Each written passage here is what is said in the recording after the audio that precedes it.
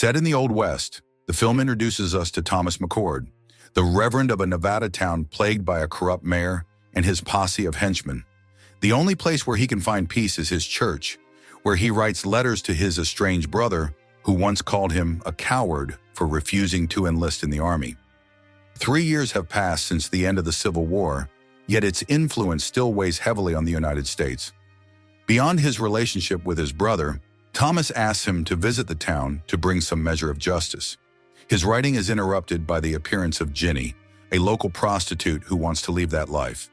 But Ref, one of the corrupt men in charge, won't let her. Faced with this problem, the Reverend assures her that God is on her side and that she must have faith in his ways. Ginny feels so relieved by his words that she gives the Reverend a hug. Just then, Ref storms into the church, full of rage. He kicks Thomas repeatedly, not only because he suspects him of being Ginny's lover, but also for defying the town's mayor. The Reverend stoically endures the beating, even when they set the church on fire with him inside. Mayor Pierce watches the blaze with satisfaction, reaffirming that no one can take away his power. Well, that's about to change. Days later, we see a mysterious cowboy riding through the Nevada landscape with a clear purpose: justice. Upon arriving in the town, he witnesses how the mercenaries in power are about to whip a citizen simply because of his skin color. Outraged, the cowboy reminds them that there was a war over this very issue and the racists lost. When the bandits reply that the war will end when they say so, the gunman draws his 2 revolvers and shoots the hat off one of them. Frightened, they free the prisoner. The cowboy introduces himself as James McCord, a war veteran turned lawman and brother of a murdered man. No sooner does he step into the bar than he is accosted by a couple of drunkards who want his hat. With his revolver in hand, he asks if they're willing to die for a hat. Clearly, they are not. James's skills catch everyone's attention, including Ref's gang, but none dare to question him. In the end, the bartender quietly gives him directions to the church, though there's not much left of it. Meanwhile, Ref visits the mayor and tells him about the lawman's visit, who might not believe that his brother's death was an accident. Pierce calmly comments that maybe accidents run in the McCord family. In other words, they must put James to sleep for good. Unaware of this, our protagonist finds the church's remains and asks about his brother. Melissa, a kind local woman, guides him to Thomas, or rather to his grave. With earth in his hands, James promises to avenge those responsible and fulfill his brother's last wish: to free the town, just as Thomas tried to do in life through his words and accusations. The difference is that James is a bit different. He plans to use bullets. Moved by the lawman's mission, Melissa offers him her home as a refuge. She also provides information about those who control the village. In the past, Pierce amassed his fortune trading African-American slaves until the Civil War broke out. Instead of fleeing like the rest of his faction, he stayed in the West and hired Ref's gang, ex-Confederate soldiers turned hitmen. With them in his pocket, he became the mayor of a remote Nevada town, where he resumed his illegal activities. As a loyal follower of Thomas, Melissa gives James his late brother's belongings, which include his wedding ring, their mother's pendant, and a photo of the 2 siblings in childhood. Most interesting is a diary that even Melissa didn't know was there. Speaking of her, James learns from her father, Mr. Collins, that she is a widow who also lost her son to illness. By reading his brother's diary, the lawman discovers that Mayor Pierce manages an abandoned mine used to smuggle weapons. The next day, the protagonist fully witnesses the town's harsh reality, where people of color and women suffer the worst abuse. Fortunately, he does not remain silent and defends the civilians from mistreatment. While taking a break at the bar, he meets Lewis, a U.S. Army captain who is also investigating Mayor Pierce. Although they have different reasons, they unite against their common enemy. Still, the captain makes it clear that the priority is finding evidence against Pierce, not James's personal vengeance.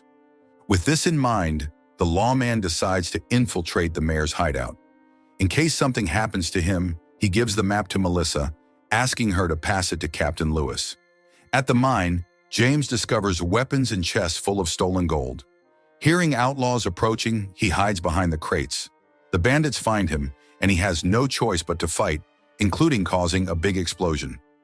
Meanwhile, Pierce receives news that an allied mayor is coming to town with an entire battalion, aiming to reignite the war.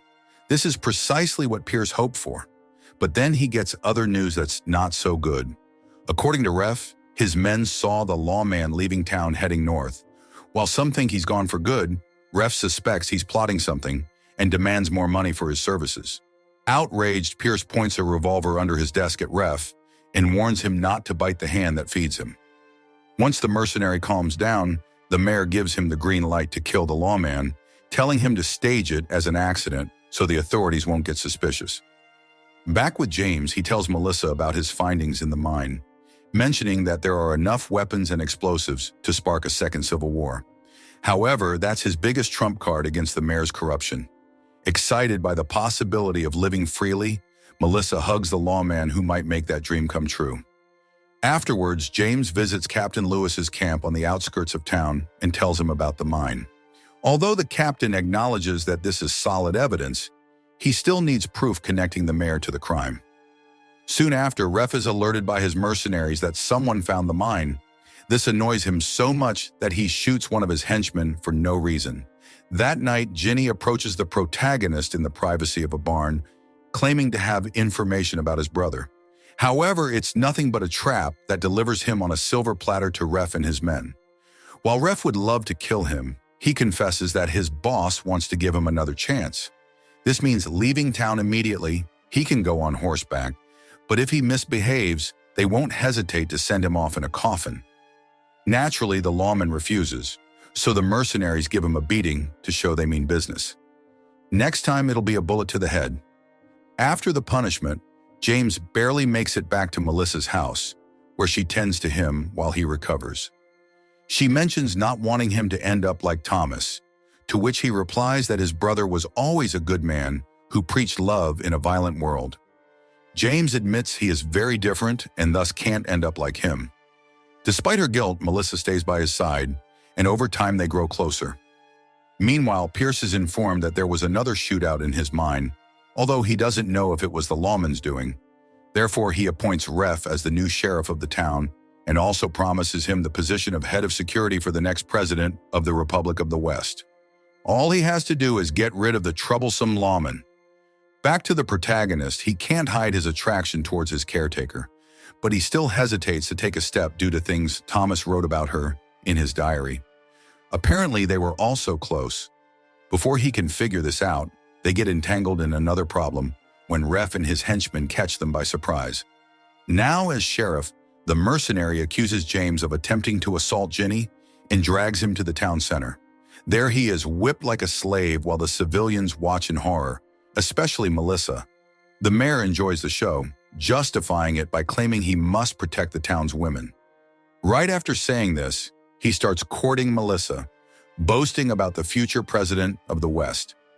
Feeling guilty for the punishment, Ginny packs her things and plans to leave town. Unfortunately, Ref catches her in the act and reminds her of her place through violence.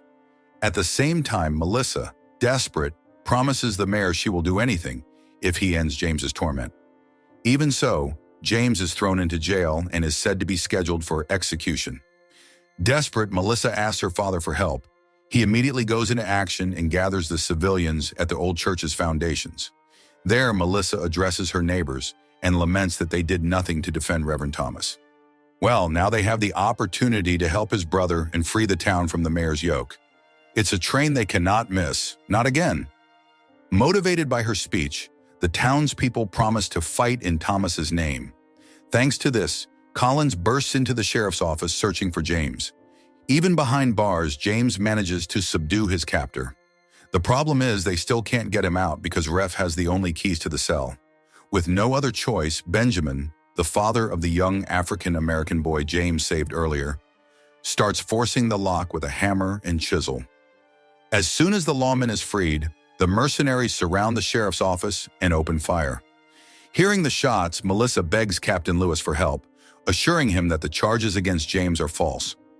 Feeling cornered, the protagonist promises to surrender to the attackers if they leave Collins and Benjamin in peace. Outside, Ref forces him to drop his rifle and holster.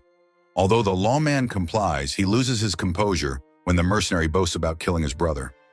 In a flash, James dives to the ground to retrieve his holster and shoot the mercenaries, aided by Collins and Benjamin. In the midst of this, some outlaws flank the protagonist, taking advantage of him being busy. Fortunately, Benjamin intercepts them and saves James from certain death. But tragedy strikes again when Benjamin is exposed and shot by a distant marksman. He dies in the lawman's arms. Seconds later, Lewis and his men arrive in force, causing the mercenaries to surrender immediately. Since Ref fled, the protagonist sets out to hunt him down, telling Lewis where he can find Pierce. James's search ends sooner than expected because he finds Ref waiting for him at the burned church. There, the mercenary confesses that he admired how brave Thomas was, even without a revolver in his hand. That's why he expects the same mercy from James. With a single shot, James makes it clear he's got the wrong brother.